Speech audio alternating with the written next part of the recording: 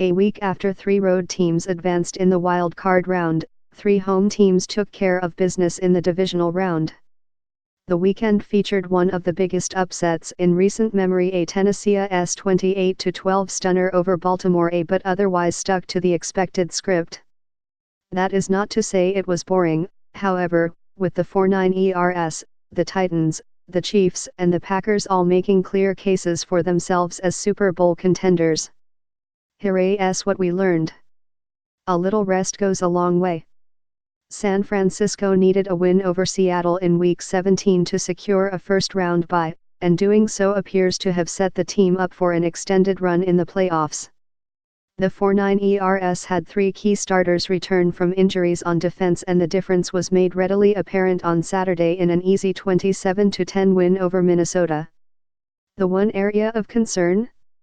Quarterback Jimmy Garoppolo appeared to turn his ankle during the game, and was asked to do almost nothing in the second half, with the 4.9 ERS running the ball on nearly every play. Could those two things be related?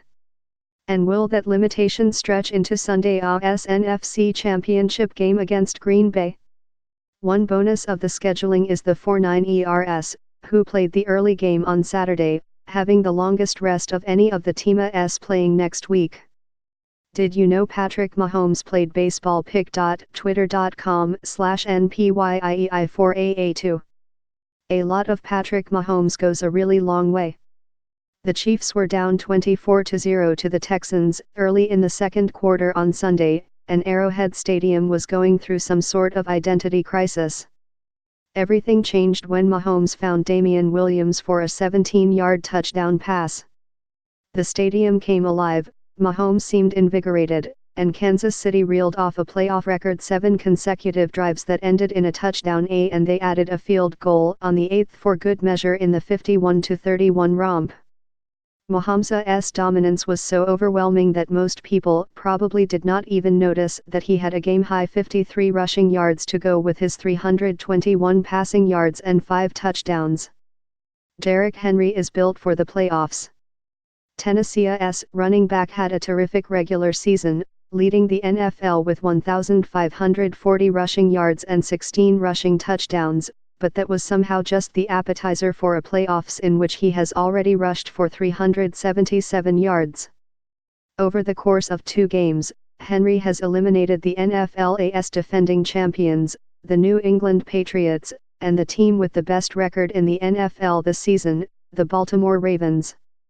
Tennessee has not been taking any chances, letting their workhorse run the ball a combined 64 times, but Henry still has a long way to go if he wants to set a record for rushing yards in a single postseason. John Riggins had 610 yards over the course of 4 games. Indiana the postseason following the 1982 season, including 166 in the Washington Redskins' win in Super Bowl 17. Beware of Mr. and Mr. Smith. For the most part, you know what you're going to get with the Green Bay Packers. Aaron Rodgers is going to knock your socks off with a few deep passes. Davante Adams is going to be on the receiving end of most of those passes, and this season the team added the wrinkle of Aaron Jones celebrating a touchdown on an inordinate number of plays. He did it 19 times during the regular season, and 2 more times on Sunday. But as the Packers demonstrated in Sunday's win over Seattle, Satirias and Preston Smith have truly changed what you can expect from Green Bay on defense.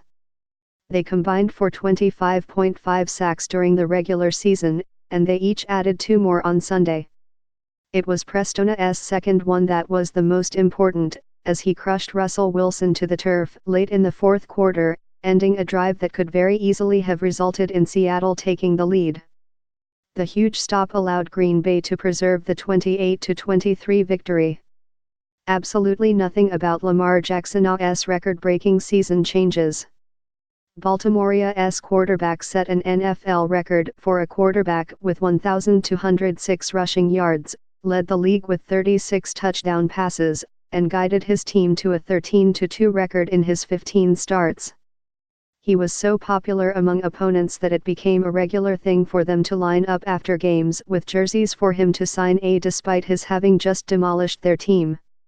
If anyone tries to take a loss to the red-hot Tennessee Titans, combine it with last year's playoff loss to the Chargers, and turn that into something about Jackson not being able to perform when the pressure is on, they will need to find a new victim.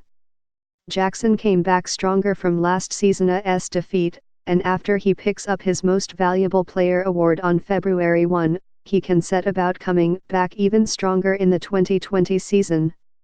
Passing was cool again this week. The 4 wild card games had combined for just 6 passing touchdowns, but this week's action had 16 in the same number of games, with Mahomes personally contributing 5.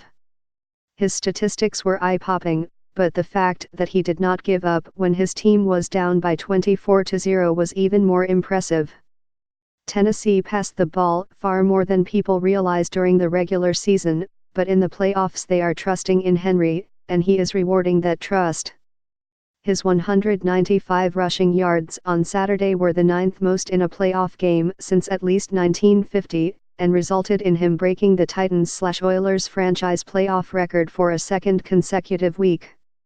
He also threw his first career touchdown pass. 4 of the week's top 10 rushing performances came from quarterbacks. Choosing between Adams and Kansas City's Travis Kelce is nearly impossible, as both had such huge days, but Adams gets the nod because of how vital he was to Green Bay's victory.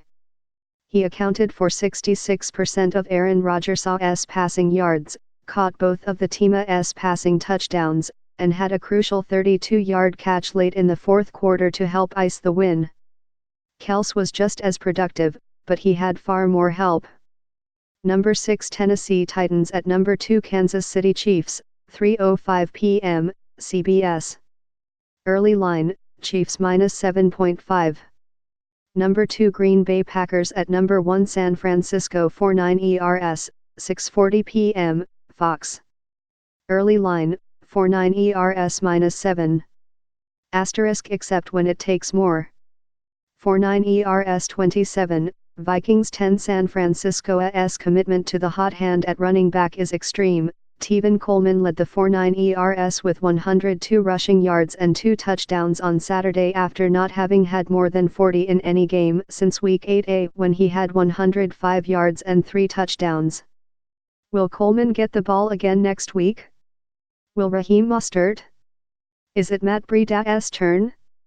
Not even they know. Titans 28, Ravens 12. Ryan Tannehill threw for fewer than 100 yards for a second consecutive week, but it would be inaccurate to pretend that Tennessee's second win of the playoffs was all Derrick Henry's doing. Tannehill, playing in his second career playoff game, contributed 2 passing touchdowns, one of which went for 45 yards and ran a score in as well. Packers 28, Seahawks 23. Seattle saw its season end, but not before Marshawn Lynch, who returned from retirement just 3 weeks ago, contributed 3 rushing touchdowns in the playoffs, and 1 in the regular season finale. He showed he still has what it takes to be a goal line back if he wants to play another season. Chiefs 51, Texans 31. Houston tied for its second most points in a game this season, and still lost by 20, which says a lot about how incredible Patrick Mahomes' offense is when everything is clicking, and not too much about the electric future of Deshaun Watson.